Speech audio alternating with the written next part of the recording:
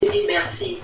Seigneur mon Dieu, je viens encore, papa, de te donner encore, de te confier encore ta fille, Seigneur mon Dieu, mon roi, qui a un peu le moral très bas. Oh éternel mon Dieu, remonte là, éternel mon Dieu.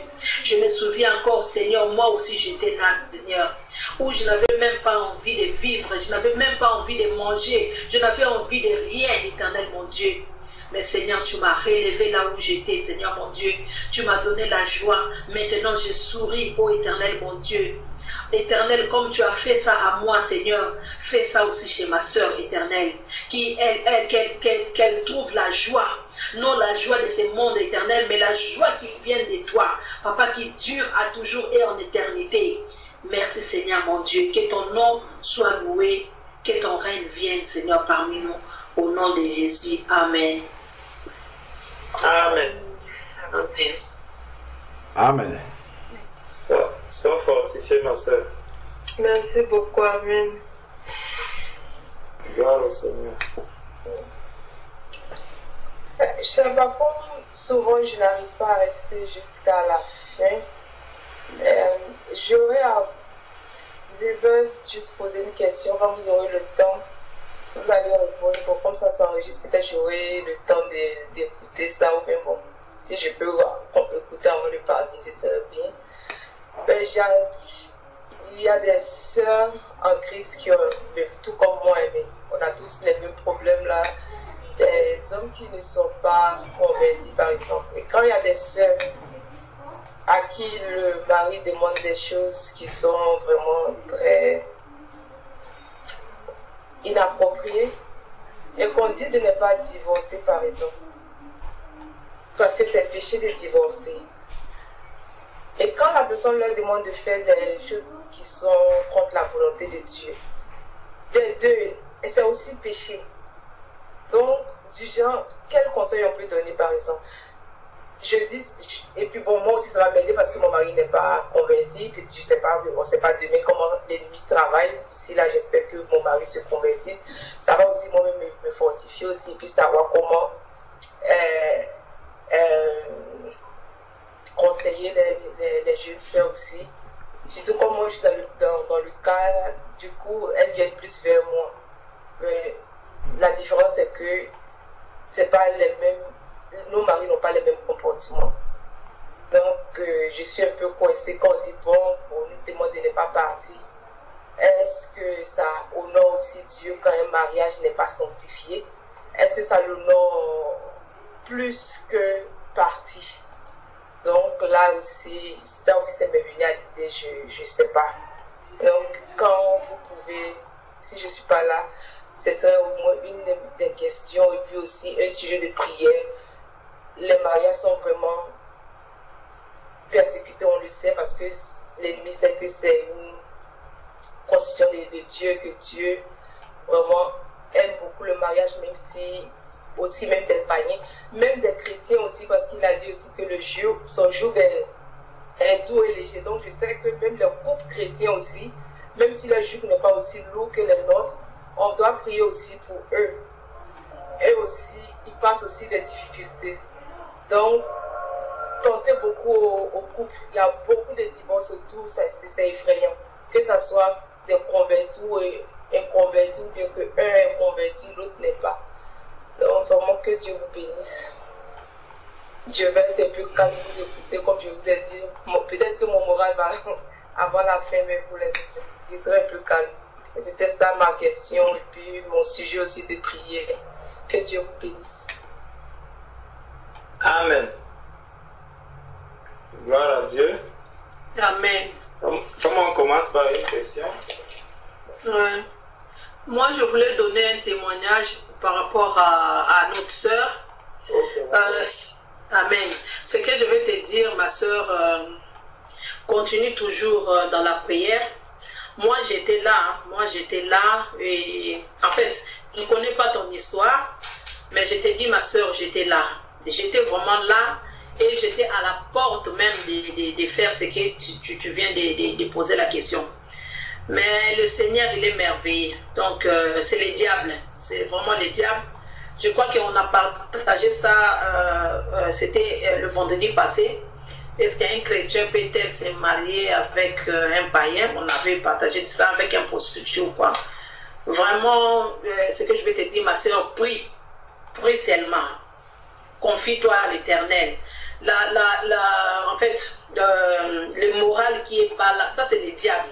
Ça c'est le diable. Si tu vois ta morale veut descendre, bon, par rapport aussi à mon français, hein, si tu vois vraiment ta morale elle est trop bas, ma soeur, moi la seule conseil que je vais te dire, c'est de prier.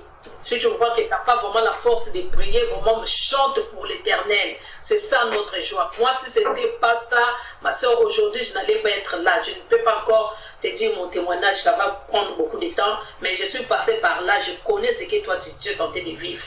Donc, la seule conseil que je vais te donner, ma soeur, c'est vraiment de prier. Et moi, aujourd'hui, je suis dans la joie. Et je vois que mon Dieu, je sais que c'est une épreuve que je suis en train de traverser, mais je sais qu'à la fin, la victoire nous est réservée. Donc, regarde que Dieu prie seulement.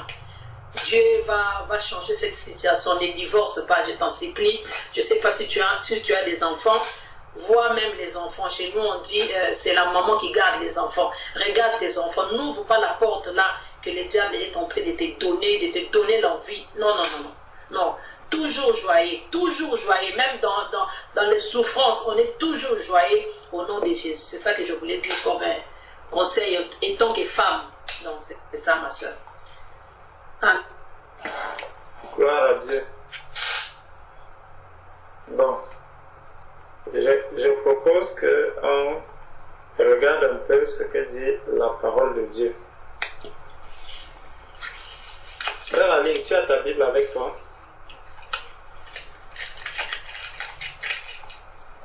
Oui.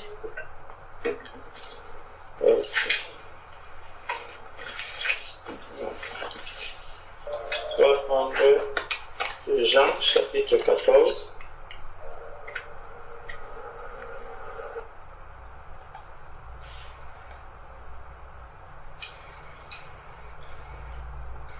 Jean chapitre 14, à partir du verset 15. Jean chapitre 14, à partir du verset 15, qui nous dit: si vous m'aimez, gardez mes commandements. Si vous m'aimez, gardez mes commandements. Donc, il donne une condition, parce que le si, c'est une condition. Donc, le Seigneur nous dit, pour qu'il sache que nous l'aimons, nous devons garder ses commandements. Et il dit, et moi, je prierai le Père, et il vous donnera un autre consolateur, afin qu'il demeure éternellement avec vous. Donc, le Seigneur vient donc, il donne une condition pour savoir que nous l'aimons. Et maintenant, en retour, il dit, voici ce que tu as à faire, c'est que tu dois garder mes commandements.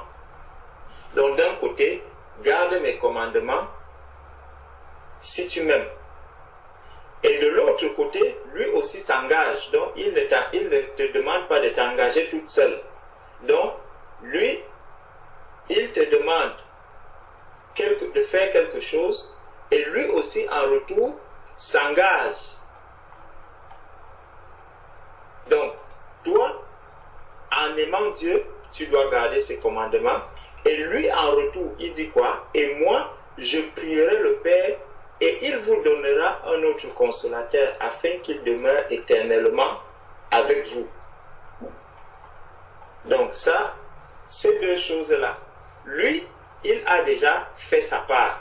C'est qu'il a donné le consolateur, afin que le consolateur demeure éternellement avec toi, que le consolateur demeure éternellement avec chacun de nous. C'est pour ça que nous sommes enfants de Dieu, parce que nous avons le consolateur en nous. Nous avons l'Esprit de Dieu en nous. C'est l'Esprit de Dieu qui fait de nous des enfants de Dieu. Donc nous lui appartenons parce que nous avons l'Esprit de Dieu. récapituler tout. Et c'est surtout avant de voyager.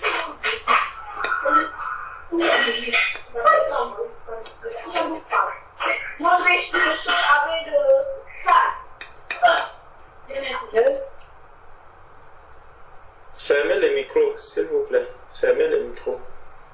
Bonjour, bonsoir à tous. Bonsoir ma soeur. Bonsoir. Fermez les micros, s'il vous plaît. Sois bénie, sœur Patricia. Donc, nous étions en train de dire, le Seigneur a... Soyez bénis. Amen. Le Seigneur a donné un commandement dans lequel nous sommes tous impliqués. Donc, moi je fais ma part, lui aussi s'engage à faire sa part. Donc, il a dit, lui, il nous donnera le consolateur qui sera avec nous.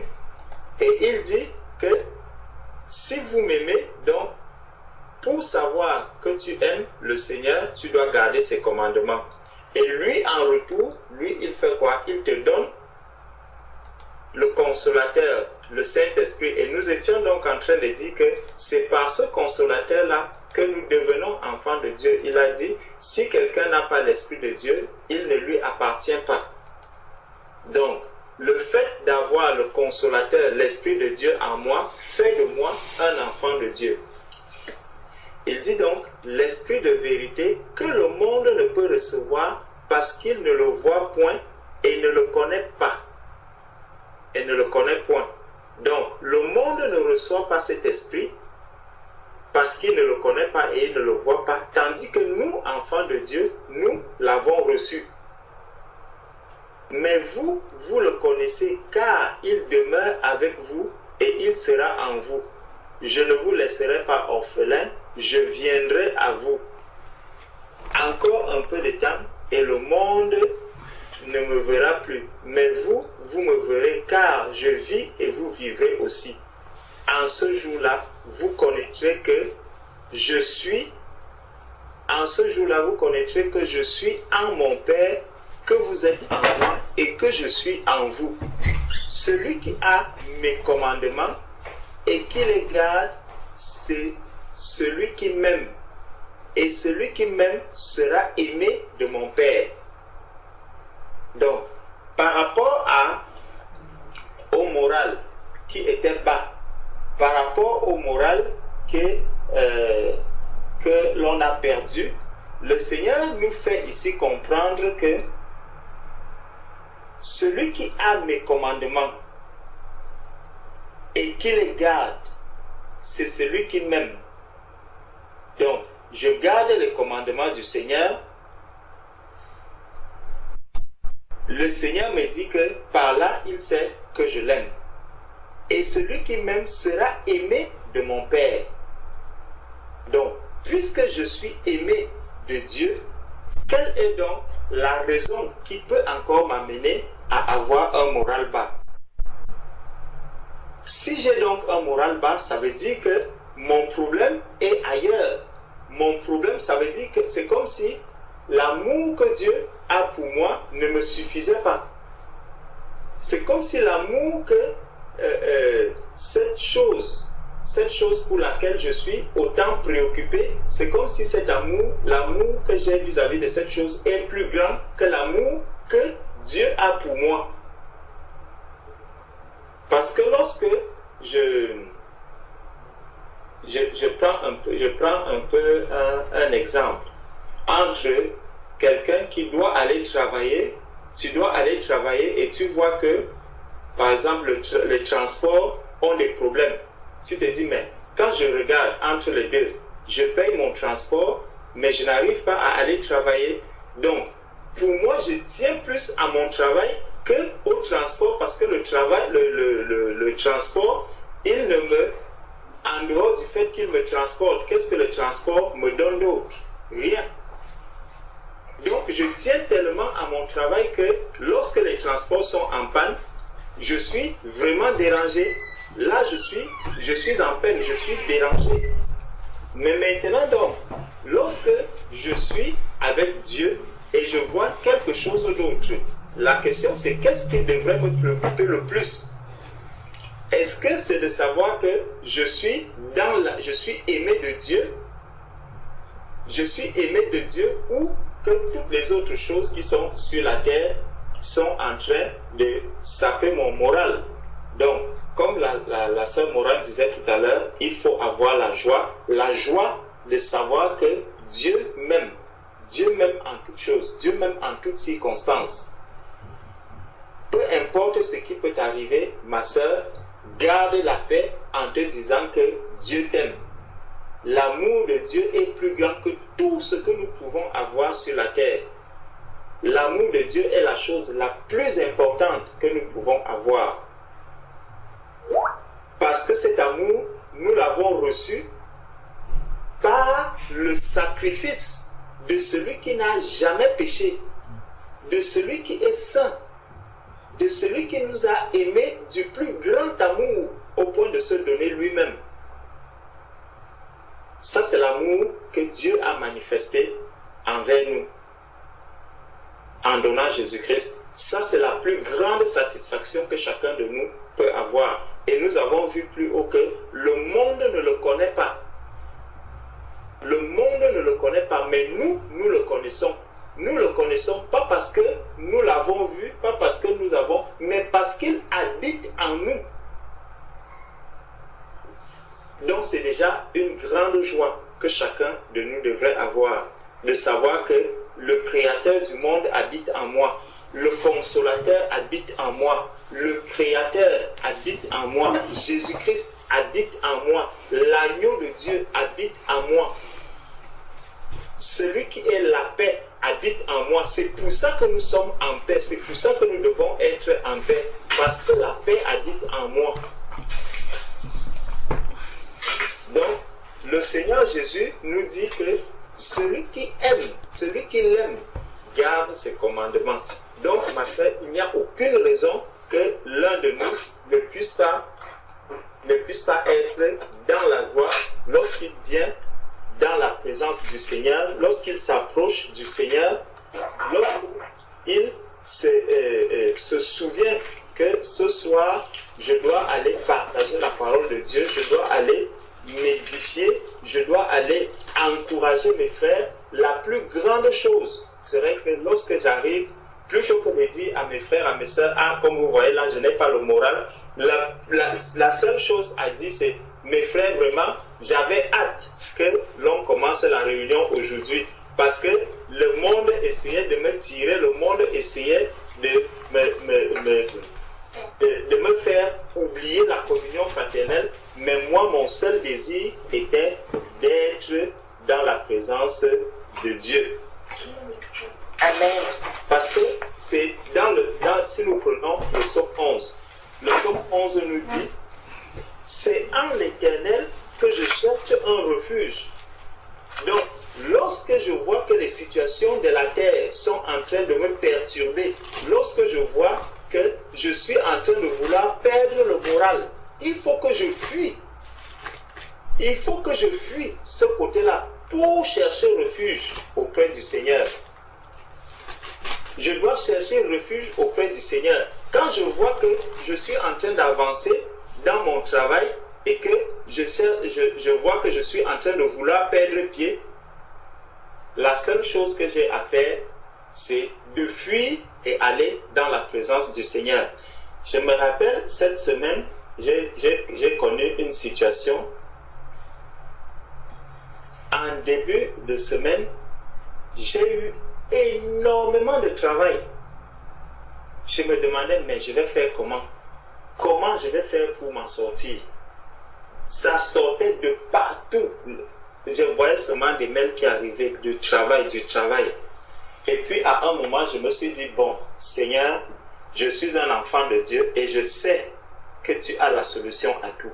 Peu importe ce qui arrive, je vais m'en sortir et je serai à temps. Je vais faire ce travail-ci dans les temps. Je ne vais pas demander à prolonger ou quoi que ce soit, non.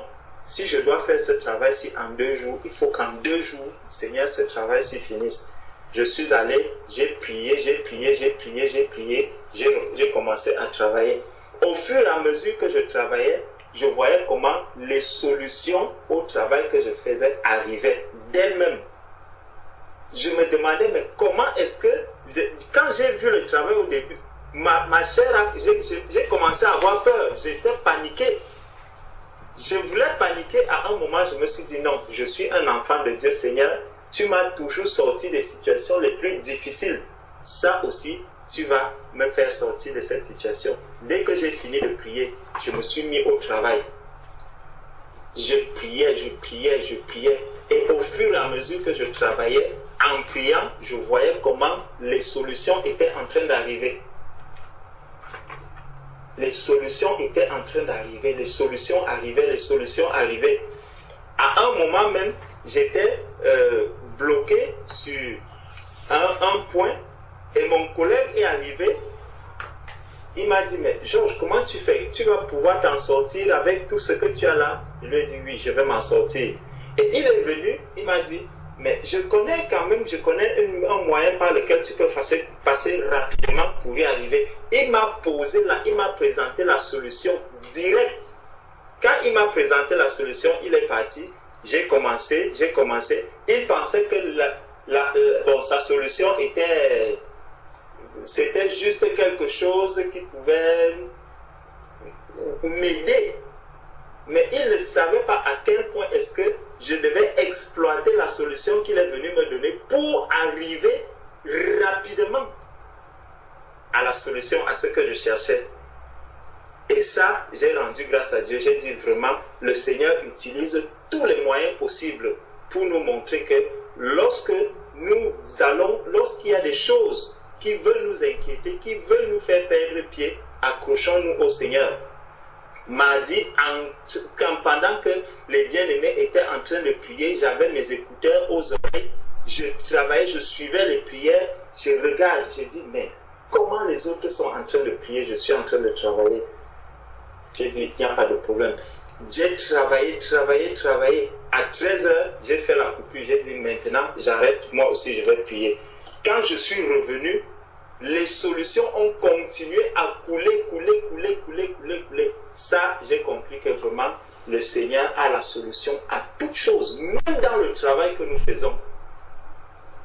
Même dans le travail. C'est pour ça que lorsque le frère Thierry partageait dimanche en disant que le Seigneur, celui qui est dans le Seigneur, tout lui réussit. Je peux croire que les choses de la terre peuvent me menacer et tout. Quand je reste au pied du Seigneur, je cherche une solution par rapport à un problème. Le Seigneur m'apporte la solution. Le Seigneur m'apporte la solution. Donc, restons vraiment. Le psaume 11 ici nous dit, c'est en l'Éternel que je cherche un refuge. Comment pouvez-vous me dire, fuis dans vos montagnes comme un oiseau? Ça, c'est dans le psaume 11. Comment pouvez-vous me dire, fuis dans vos montagnes comme un oiseau? Alors que le Seigneur, quand on regarde, quand on dit, fuis dans vos montagnes, ça me rappelle un peu la Samaritaine. C'est la Samaritaine qui avait répondu au Seigneur que nous adorons dans les montagnes.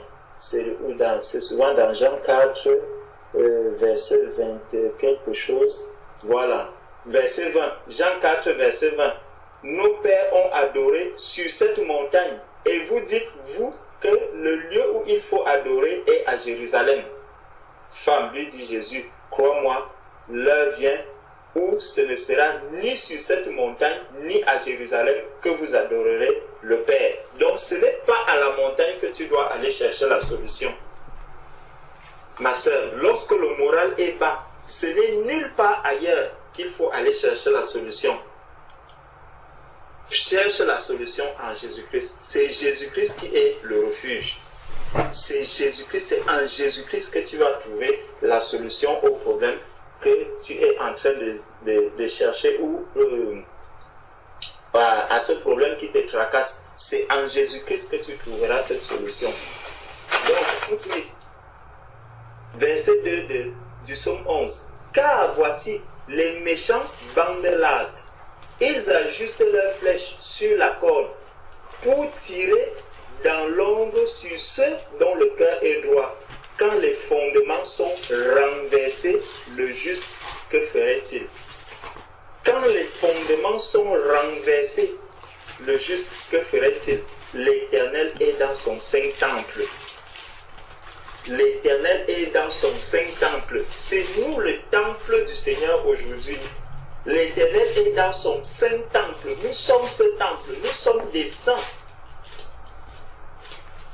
Ce n'est plus ailleurs. Il faut avoir cette assurance que l'Éternel est dans son saint temple. Quand vous entrez souvent dans certains bâtiments, vous voyez là, Saint, Saint, Saint, l'Éternel est dans son saint temple. Quand tu regardes ça, pense à toi-même. Dis-toi que, waouh. Donc, ce qui est écrit là, ça me regarde.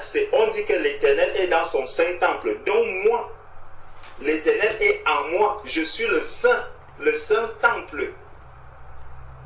C'est ça qu'il faut. C'est cette image-là, c'est cela qui doit nous revenir lorsque nous lisons ce verset. Quand les fondements sont renversés, le juste, que ferait-il? L'Éternel est dans son saint temple. L'Éternel a son trône dans les cieux. Ses yeux regardent. Ses paupières sondent les fils de l'homme. L'Éternel sonde le juste. L'Éternel sonde le juste. Ne pensons pas que quand on dit l'Éternel sonde le juste, ça veut dire simplement que il va sonder pour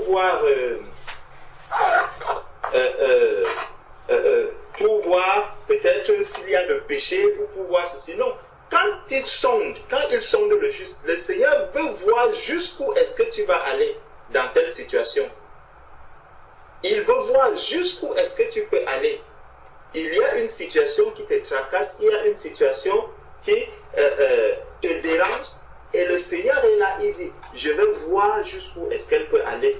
Est-ce que vraiment elle a confiance que je suis dans le saint temple, que je suis là en elle, que je suis là pour la soutenir, que je suis là pour la consoler? C'est ce que le Seigneur nous a dit là où nous avons commencé dans Jean 14. Il dit, quand le consolateur sera venu, il s'appelle consolateur. Donc il vient pour nous consoler. Il ne s'appelle pas perturbateur. Le Saint-Esprit n'est pas le perturbateur, il est le consolateur. Donc il vient pour nous consoler, pour nous donner la paix, pour nous donner la joie, pour nous restaurer. Il est le restaurateur. Donc c'est ça le rôle du Saint-Esprit. Celui qui est en nous. Il n'est pas pour nous faire perdre pied. Donc si on commence à perdre pied, on doit s'arrêter et se dire, hey, ça veut dire qu'il y a un problème. Je suis en train de vouloir oublier le consolateur.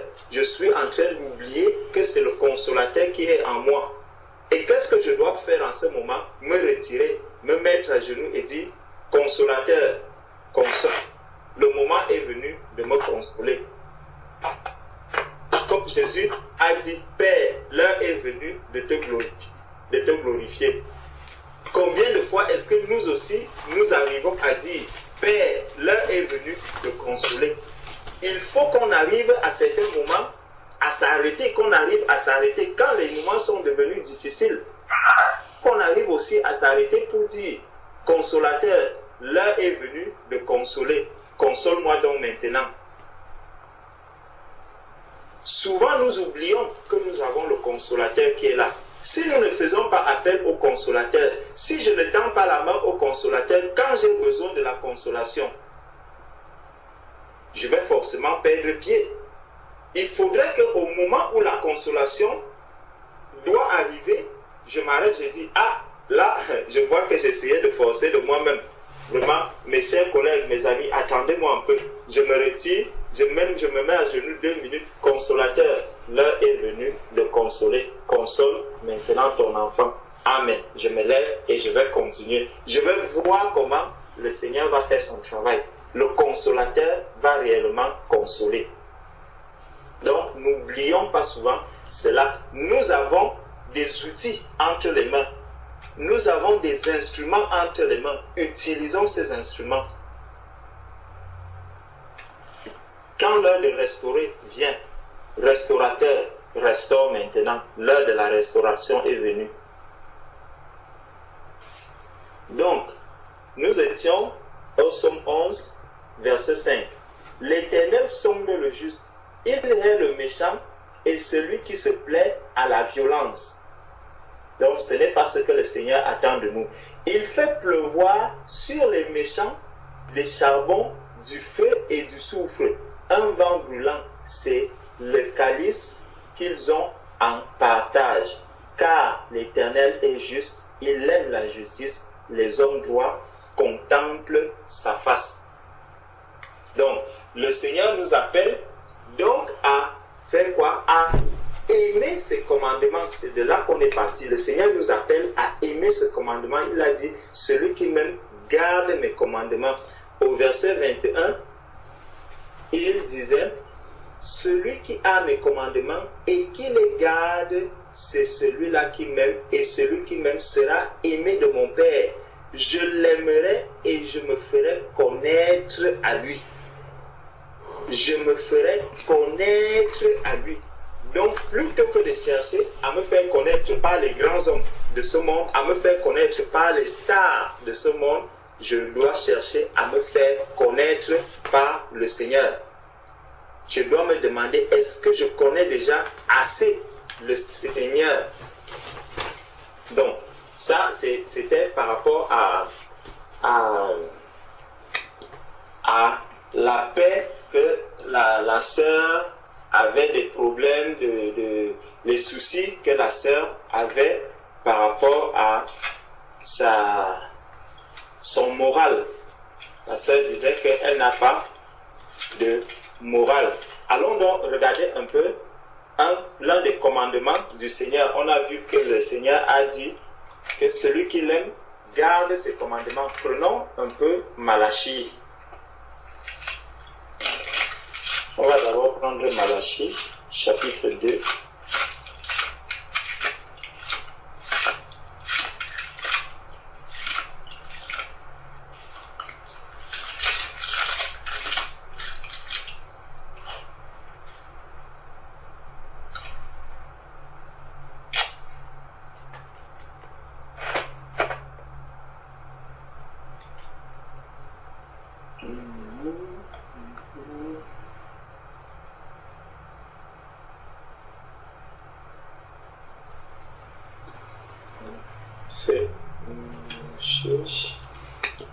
C'est Malachie chapitre 2 qui dit, je vais le... Malachie chapitre 2 verset 16.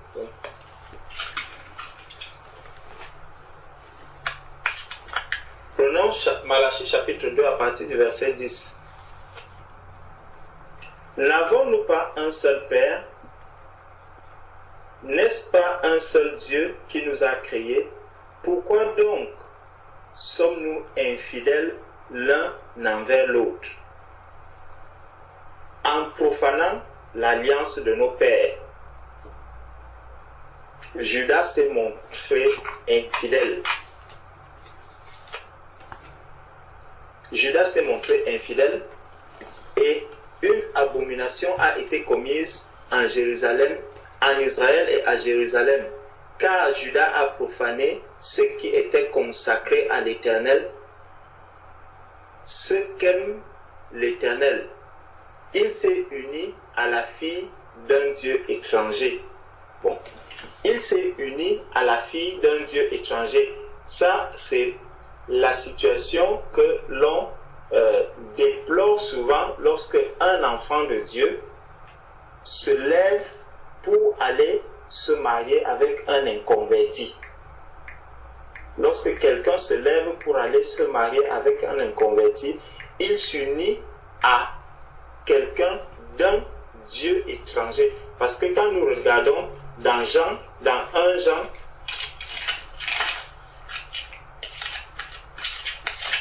quand on regarde dans 1 Jean, chapitre 3, dans 1 Jean, chapitre 3, au verset 8, à partir du verset 8, il est dit, celui qui pêche est du diable, car le diable pêche dès le commencement. Le Fils de Dieu apparu afin de détruire les œuvres du diable. Quiconque est né de Dieu ne pratique pas le péché parce que la semence de Dieu demeure en lui et il ne peut pécher parce qu'il est né de Dieu. C'est par là que se font reconnaître les enfants de Dieu et les enfants du diable. Donc, là on voit deux catégories de personnes. Il y a les enfants de Dieu et les enfants du diable. Les dieux étrangers. Le Dieu étranger, c'est le Dieu qui n'est pas le Dieu que nous adorons. Donc, lorsque quelqu'un va se marier avec un Dieu étranger, avec un autre Dieu, celui-là, il a fait quoi? Il s'est uni, il a bafoué l'alliance du Père. Donc, il veut amener le Père à accepter quelqu'un qui n'est pas des siens.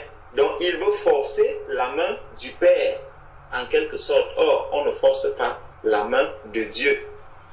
C'est pour ça que cela est... nous déconseillons aux bien-aimés qui veulent se marier vraiment de se mettre avec des personnes inconverties, avec des personnes qui n'ont pas encore reçu la vérité, avec des personnes qui ne sont pas encore nées de nouveau. C'est déconseillé. L'Éternel, verset 12, l'Éternel retranchera l'homme qui fait cela, celui qui veille et qui répond, il le retranchera des tentes de Jacob, et il retranchera celui qui présente une offrande à l'Éternel des armées. Donc regardons comment est-ce que Dieu a cela en horreur. Que l'on se lève, on peut souvent dire que bon voilà, je vais aller me marier avec quelqu'un et puis je vais l'amener à la conversion par la suite. Dieu ne veut pas cela. Dieu n'accepte pas du tout ce mélange. Si je vois qu'il y a une personne qui est avec moi, je me convertis, je dois prier le Seigneur en disant, Seigneur, si cet homme est le mien, vraiment amène-le à la conversion. Permets que cet homme puisse arriver à la conversion. S'il n'arrive pas à la conversion, ma soeur, mon frère, même si tu l'aimais comme tout, même si tu l'aimais comme tout, vraiment, mets cette relation à part, mets-la entre parenthèses, mets-la entre guillemets, mets-la de côté. Tant qu'il ne se convertit pas, si toi tu veux si tu es prêt à payer le prix, reste dans la prière jusqu'à ce qu'il arrive à la conversion. Et quand il arrive à la conversion, tu te dis, enfin, maintenant, nous pouvons nous marier. Ne vous mariez pas avec des inconvertis, c'est dangereux.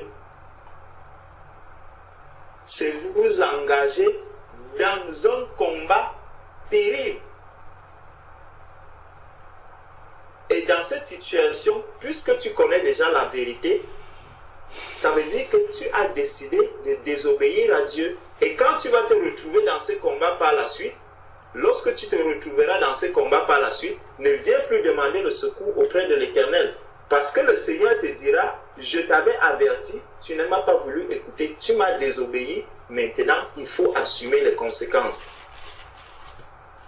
Mais sache que si cet homme, si tu es une sœur, si cet homme arrive et demande ta main, peut-être auprès de tes parents qui ne sont pas convertis, si les parents acceptent et que tu donnes ton aval, sache que devant Dieu, ce mariage-là, il va être validé.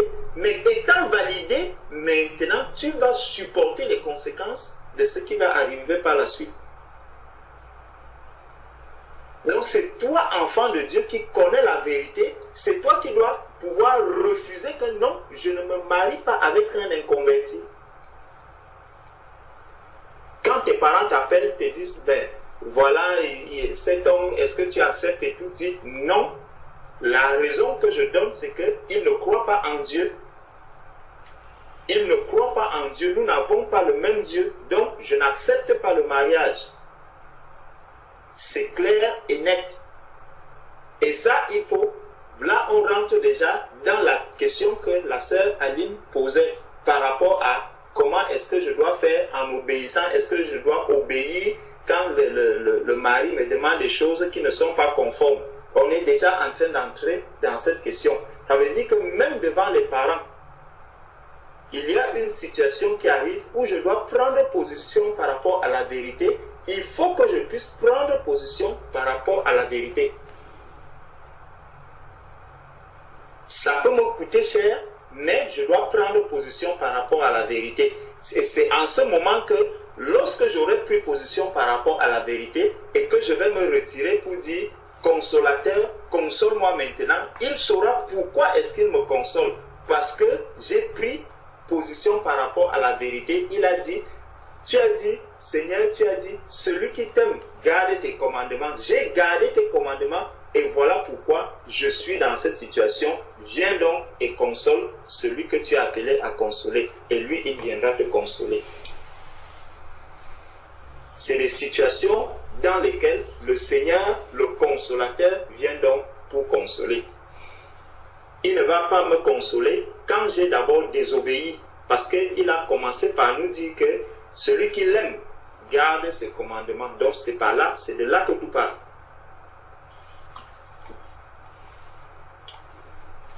Donc, on est là au verset 13. Voici encore ce que vous dites. Vous couvrez de larmes l'autel de l'Éternel, de pleurs et de gémissements, en sorte qu'il n'a plus égard aux offrandes et qu'il ne peut rien agréer de vos mains. Et vous dites, pourquoi? Parce que l'Éternel a été témoin entre toi et la femme de ta jeunesse à laquelle tu es infidèle. Vous voyez? Donc, lorsqu'une alliance, lorsqu'un mariage a déjà été scellé devant Dieu, il faudrait, Dieu nous avertit. Parce que je vais m'engager dans une situation dans laquelle je sais pertinemment que ceci, Dieu ne l'accepte pas. Dieu ne valide pas ceci. Je m'engage. Lorsque je m'engage donc, par la suite, tout ce qui va arriver, toutes les pleurs qui vont arriver, Dieu va me dire, depuis le début, tu as désobéi. Ça, on est encore dans la situation où il y a un enfant de Dieu qui veut se marier. On n'est pas dans la situation où deux personnes inconverties se sont mariées. Ce n'est pas encore ce cas. On est encore dans la situation où il y a un inconverti qui veut se marier. Donc, il veut s'engager dans le mariage. Voilà les conseils que nous sommes en train de vous donner. Donc, par la suite, les pleurs vont arriver. Verset 15 maintenant. Nul n'a fait...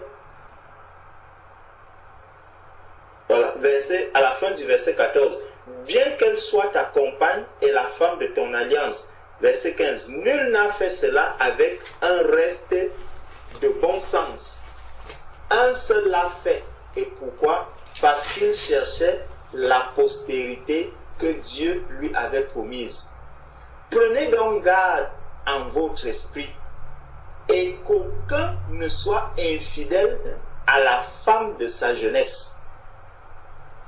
Qu'aucun ne soit infidèle à la femme de sa jeunesse. Ça, c'est la parole de Dieu. Quand on voit aujourd'hui des divorces, le diable vient, il frappe, il vient, il frappe, il vient, il frappe. Voici ce que dit le Seigneur. Il dit qu'aucun ne soit infidèle à la femme de sa jeunesse. Vous allez même voir des personnes qui connaissent bien la parole de Dieu qui sont dans les divorces. Verset 16, c'est là où je voulais qu'on arrive. Car je hais la répudiation. Je hais la répudiation, dit l'Éternel, le Dieu d'Israël, et celui qui couvre de violence son vêtement. Celui qui couvre de violence son vêtement, dit l'Éternel des armées. Donc, quand il dit « je hais la répudiation », il se présente comme qui? Comme le Dieu d'Israël. La répudiation, là, il se présente comme le Dieu d'Israël, le Dieu des saints, le Dieu du peuple qu'il a aimé. C'est la présentation qu'il se fait lorsqu'il parle de la répudiation, lorsqu'il parle de la séparation. Il dit, je hais le rétrograde, je n'accepte pas le rétrograde. Je ne veux pas que quelqu'un puisse rétrograder. Les références du texte biblique. On est dans Malachie chapitre 2. Là, nous sommes au verset 15. Au verset 16, pardon. Malachie chapitre 2, verset 16. Dieu dit, je hais la répudiation, dit l'Éternel, le Dieu d'Israël. Donc, quand il parle de la répudiation, il se présente comme le Dieu d'Israël, le Dieu du peuple qu'il a aimé, le Dieu du peuple avec lequel il a établi l'alliance. Donc, il a établi l'alliance avec ce peuple et il ne veut pas de séparation avec ce peuple. Il a en horreur la séparation. Il a en horreur la répudiation. Lorsque l'alliance est déjà établie. De la même manière, Dieu hait que quelqu'un du jour au lendemain puisse rétrograder. Rétrograder, cela ne plaît pas au Seigneur. Parce que lorsque le Seigneur parle d'Israël, il parle aujourd'hui de l'Église. Que quelqu'un rétrograde, ça fait mal au Seigneur. Le Seigneur n'accepte pas cela.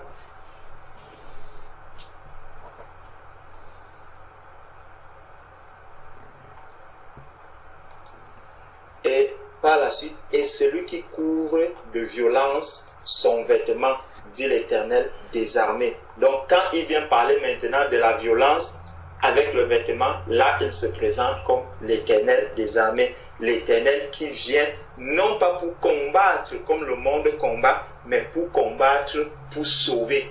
Il ne combat pas pour détruire, mais il combat pour sauver. L'Éternel des armées. Quand on dit qu'il est l'Éternel des armées, il vient combattre pour le salut. Il vient combattre pour amener la paix. Il vient combattre pour consoler.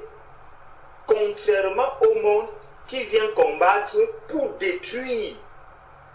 Dans le monde, lorsqu'une armée vient pour combattre, on dit, nous allons détruire, nous allons combattre Israël. Donc nous allons détruire tout Israël.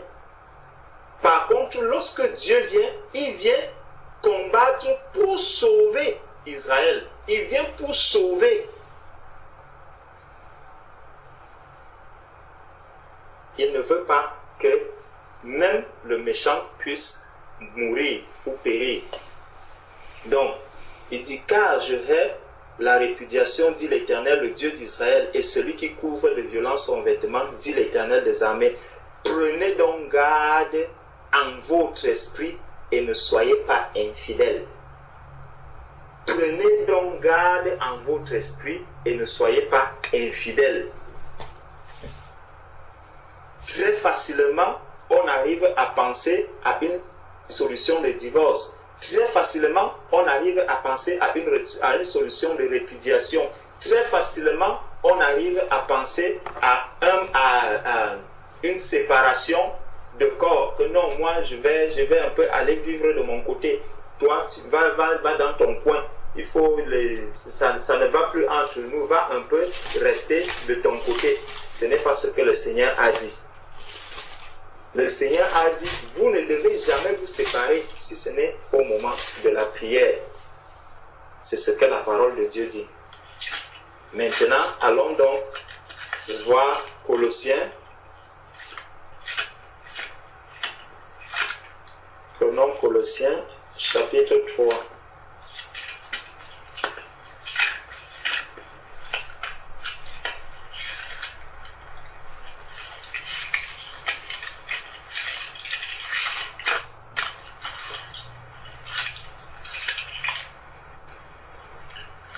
Colossiens, chapitre 3.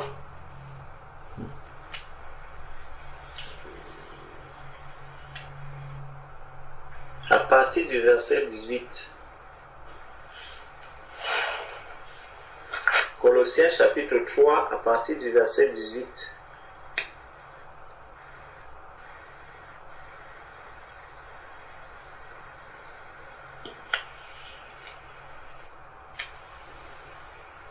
Il est dit, femmes,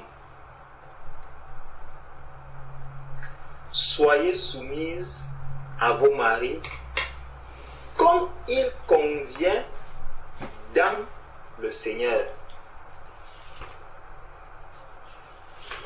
Il n'a pas dit soyez soumises comme il convient dans le monde. Ce n'est pas ce qu'il a dit. La référence, c'est la soumission comme il convient dans le Seigneur. Ce n'est pas hors du Seigneur. La soumission, c'est comme dans le Seigneur.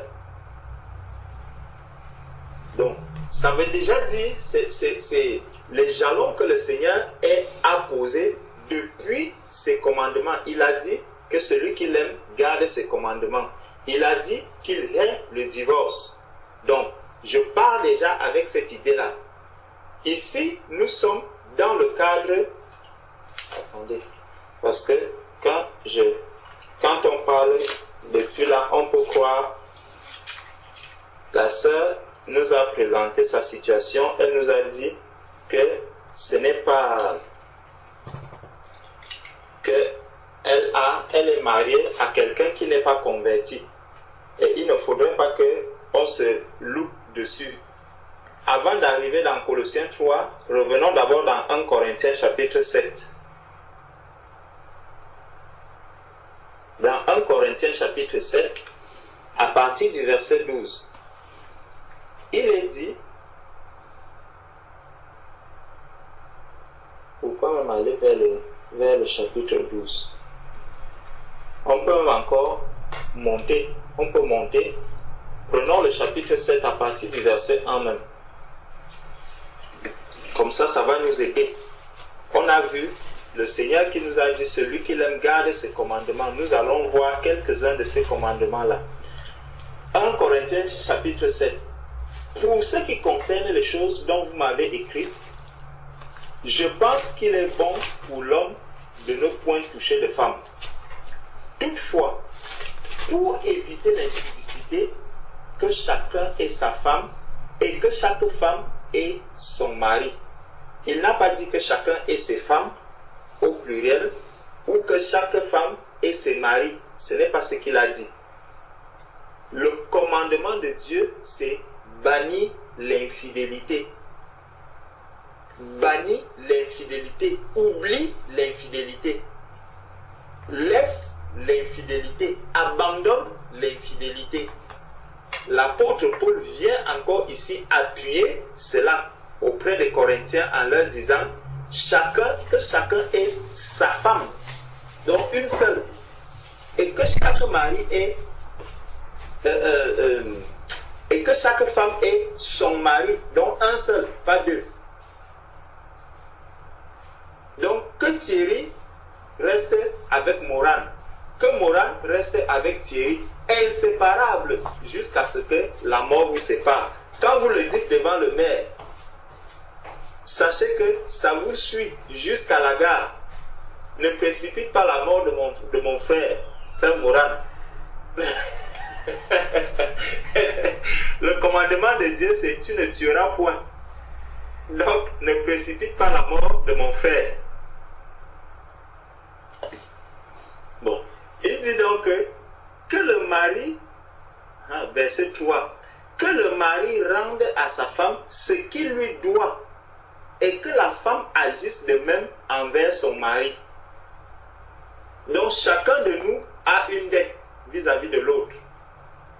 Et tu dois rendre la dette que tu as. Tu dois rembourser la dette que tu as. Donc chacun doit s'acquitter de sa dette.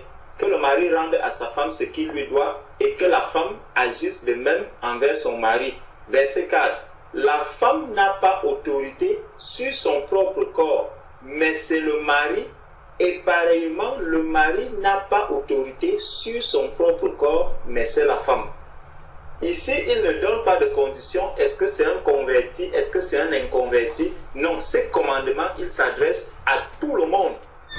Même si tu as épousé un marabout, ce commandement-ci s'applique à toi.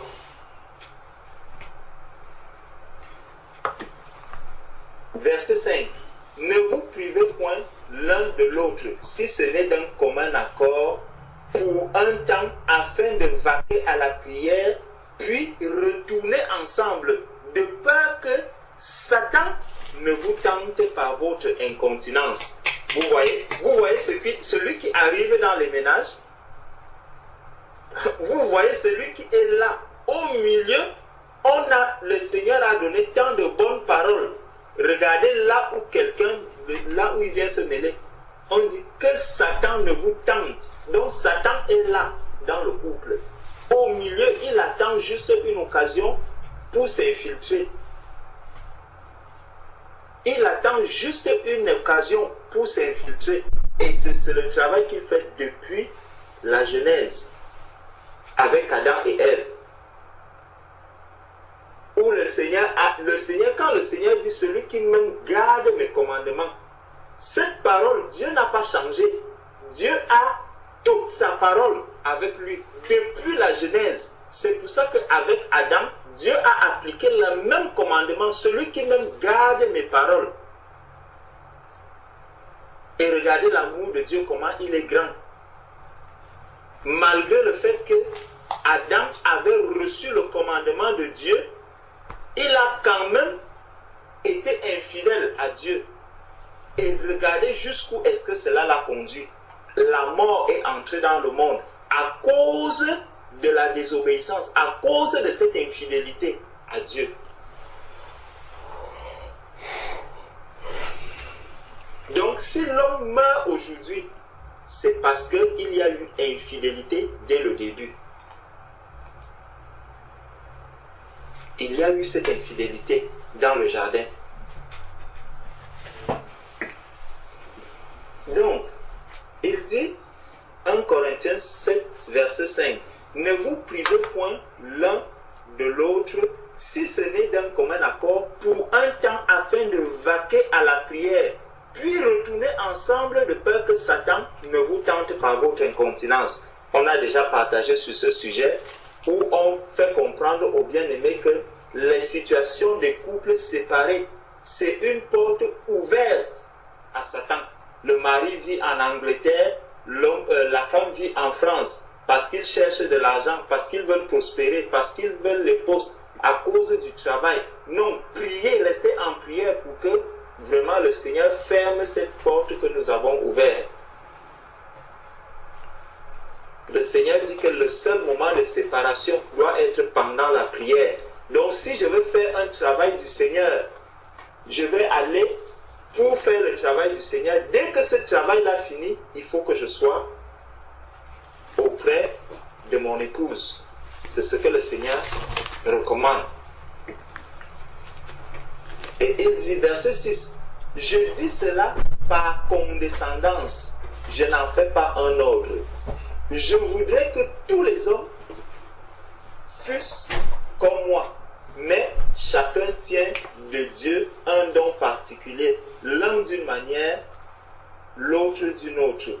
À ceux qui ne sont pas mariés et aux veuves, je dis qu'il leur est bon de rester comme moi.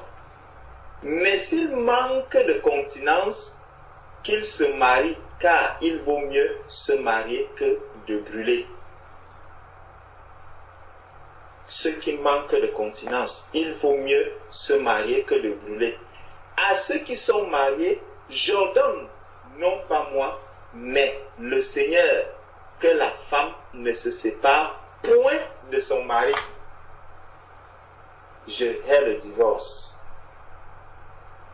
Dit le Dieu d'Israël. Pas le Dieu des armées, le Dieu d'Israël, parce qu'il a aimé Israël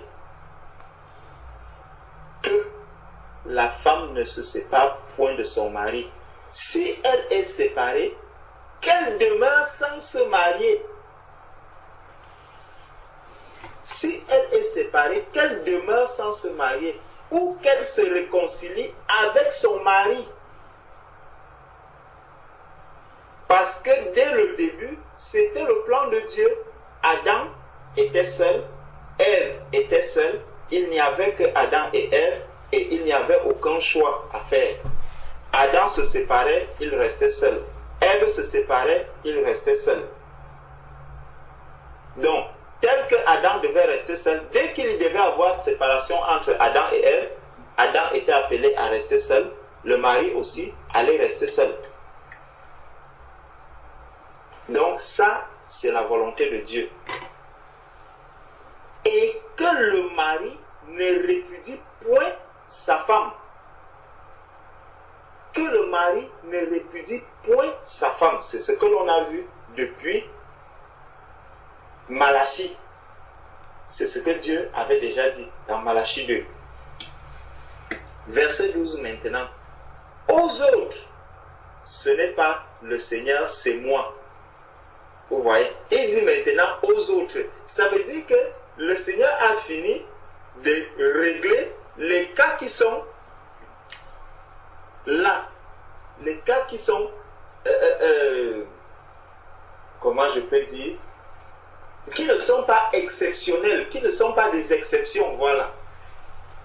Parce que ça, c'est des exceptions dans le Seigneur. Le Seigneur sait que ses enfants doivent se marier entre eux.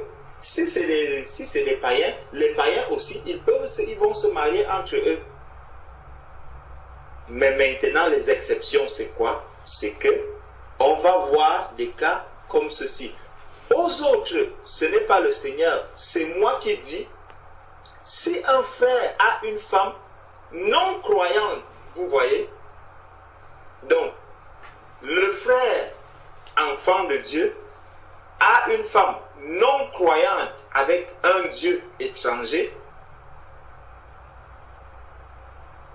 et qu'elle consente à habiter avec lui, qu'il ne la répudie point. Qu'il ne la répudie point. Donc, tu as un étranger dans ta maison, ne répudie pas l'étranger. Ne répudie pas l'étranger qui est dans ta maison. Et si une femme a un mari non croyant et qu'il consente à habiter avec elle, qu'elle ne répudie point son mari. Quand je dis étranger, c'est spirituellement. Parce que le Seigneur dit que l'homme quittera son père et sa mère, s'attachera à une femme, ils formeront une seule et même chair. Mais spirituellement, il y a quelque chose qui est en décalage de manière spirituelle. Et si une femme a un mari non croyant et qu'il consente à habiter avec elle, qu'elle ne répudie point son mari. Car le mari non croyant est sanctifié par la femme et la femme non croyante est sanctifiée par le frère. Autrement, vos enfants seraient impurs, tandis que maintenant, ils sont saints. Si le non-croyant se sépare, qu'il se sépare, le frère ou la sœur ne sont pas liés. Dans ces cas-là, Dieu nous a appelés à vivre en paix, car que sais-tu, femme, si tu sauveras ton mari, ou que sais-tu, mari, si tu sauveras ta femme. On avait partagé dessus vendredi dernier. Donc, tous ceux qui veulent encore approfondir sur ce sujet, vous pourrez écouter l'enseignement qu'on avait fait vendredi à la veillée de vendredi dernier. Donc, ça c'était juste une parenthèse qui nous amenait à comprendre que Dieu, dans le corps du Christ, il y a bel et bien des situations dans lesquelles on a le mari qui est converti et la femme inconvertie, ou le mari ou le cas où la femme est convertie et le mari inconverti. Donc c'est juste ça que je voulais nous faire voir et nous faire comprendre que dans le corps du Christ, c'est des situations qui existent. Et comment ça va exister? Ce n'est pas forcément que la sœur ou le frère ont désobéi à Dieu, mais c'est que ils se sont connus tous les deux étant dans la désobéissance. Comme nous étions tous dans la désobéissance, et étant dans cette désobéissance, on a pris des femmes, on s'est mariés étant tous inconvertis, et le Seigneur à un moment donné a fait grâce. L'un de nous s'est d'abord converti, l'autre l'a suivi par la suite. Dans les cas des frères convertis, épouses non converties, c'est les cas où l'un des deux s'est converti pendant qu'ils sont dans le Seigneur. Revenons maintenant dans Colossiens chapitre 3, où on était. Colossiens chapitre 3, on était au verset 18. Femmes, soyez soumises à vos maris comme il convient dans le Seigneur. C'est là où nous étions. Donc la femme doit se soumettre à son mari, non pas n'importe comment, mais comme il convient dans le Seigneur. Ce n'est pas hors du Seigneur. Verset 19. Marie, aimez vos femmes et ne vous aigrissez pas contre elles. Enfants, obéissez en toutes choses à vos parents, car cela est agréable dans le Seigneur. Ça veut dire que si le Seigneur autorise, par exemple, le vol, lorsque mon époux va me dire, va voler, j'irai voler, là je suis dans le Seigneur. Mais comme je connais le commandement du Seigneur qui me dit, tu ne voleras point, lorsque mon mari va donc me dire, maintenant, il faut qu'on aille voler, je lui dirai, non, là, c'est contraire à ce que Dieu attend de moi. Et là, à qui est-ce que je dois obéir? À Dieu ou à mon mari? Si j'obéis à mon mari, je ne suis pas en train d'obéir comme il convient dans le Seigneur. Là, je suis en train d'obéir comme il convient à mon couple. Ou comme il convient à mon mari, non plus comme il convient dans le Seigneur. Ça, il faut bien qu'on le comprenne.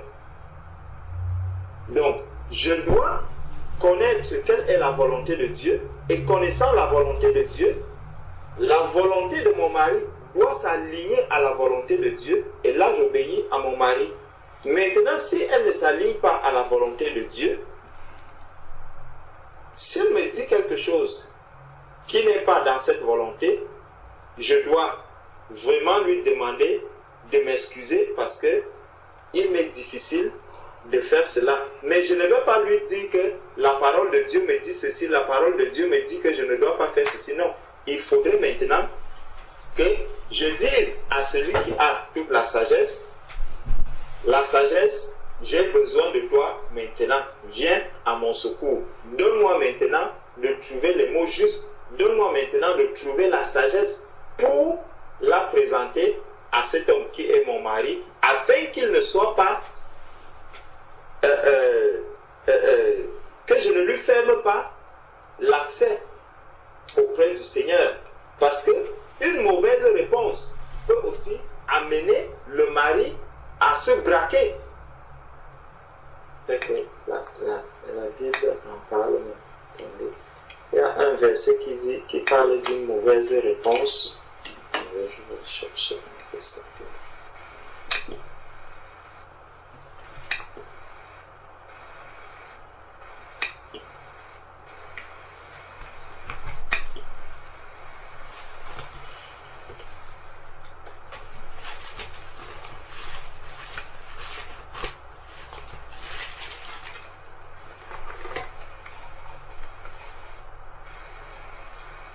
Voilà. C'est dans le psaume 15. C'est le psaume 15 qui en parle.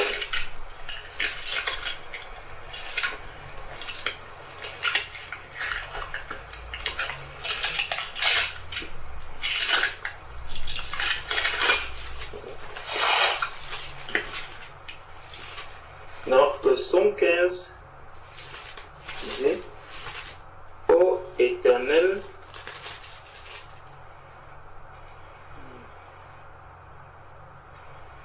dit Somme 15. Proverbe. C'est plutôt Proverbe 15. Ce n'est pas le seul. C'est Proverbe chapitre 15.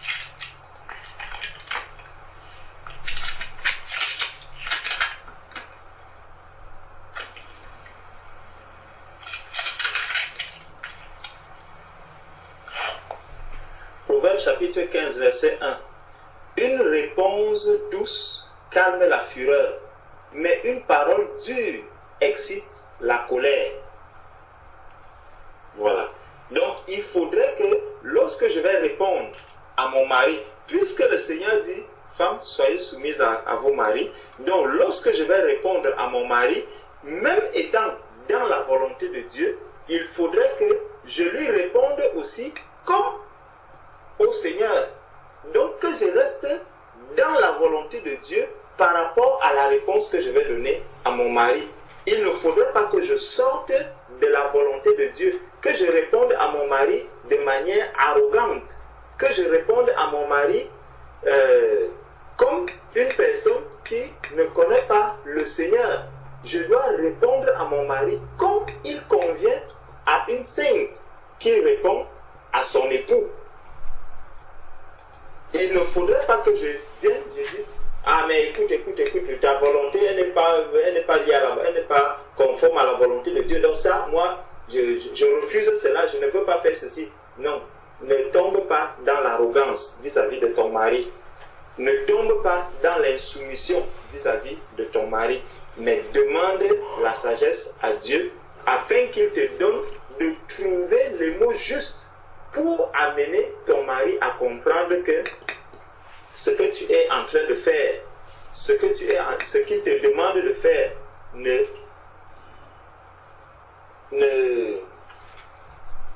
en tout cas, ne te réjouis pas, oui, ne te réjouis pas. Pourquoi? Parce que déjà tu es le temple du Seigneur. Ce n'est pas que lui, il ne sait pas pour lui que tu lui dises que tu es le temple du Seigneur ou ça ne le dérange pas. Mais il faut trouver vraiment des mots qui conviennent, qui pourront apaiser cet homme, qui pourront même l'amener à voir que tu as aussi de la considération pour ta personne, que tu as de la considération même aussi pour lui. Parce que la parole de Dieu parlait d'un usage contre nature que l'on peut faire de son corps. Donc il y a beaucoup de ces choses-là qui sont demandées aux saints, qui sont demandées aux enfants de Dieu, mais auxquels les enfants de Dieu ne doivent pas se soumettre. Et ça, il faut amener le conjoint à comprendre que non, le corps n'est pas un instrument que l'on peut utiliser n'importe comment. Le corps n'est pas un instrument que l'on peut détruire n'importe comment. Et ça, il faut amener le conjoint à le comprendre. Il faut amener le conjoint à le comprendre. Et ça, tu ne vas pas le lui dire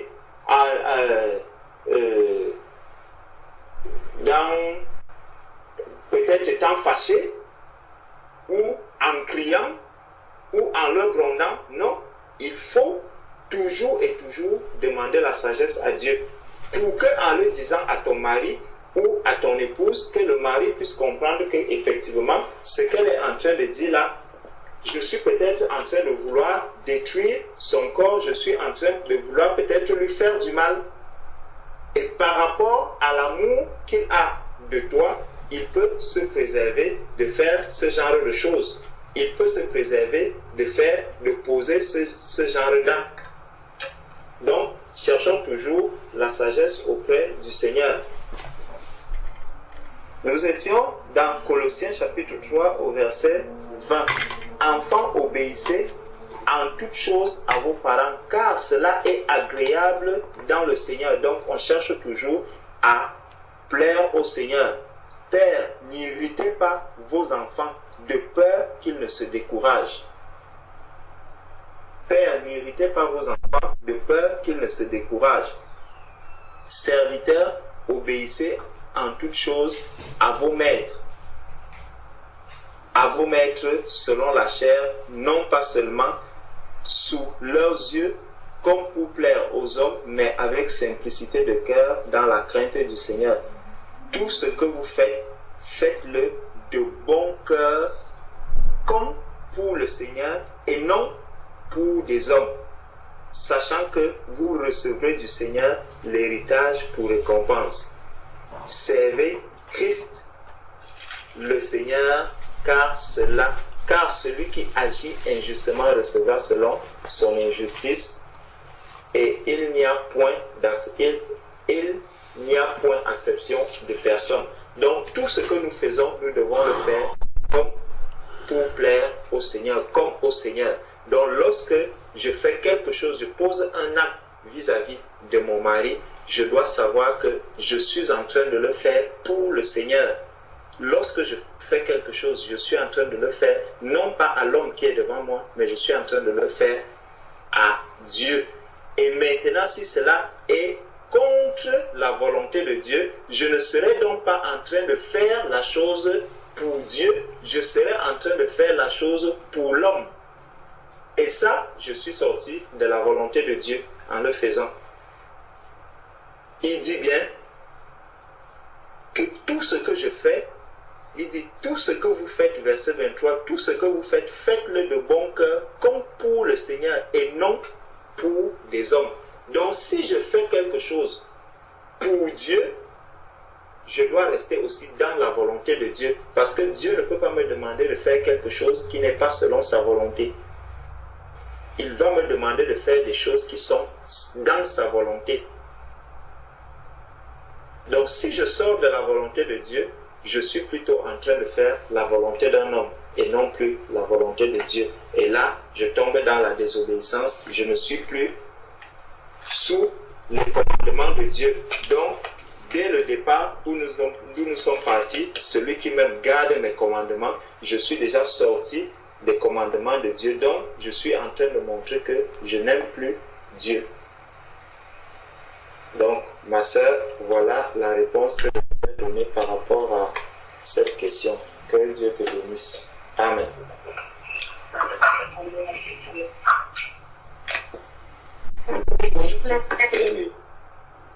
Amen. Amen. Amen. Amen.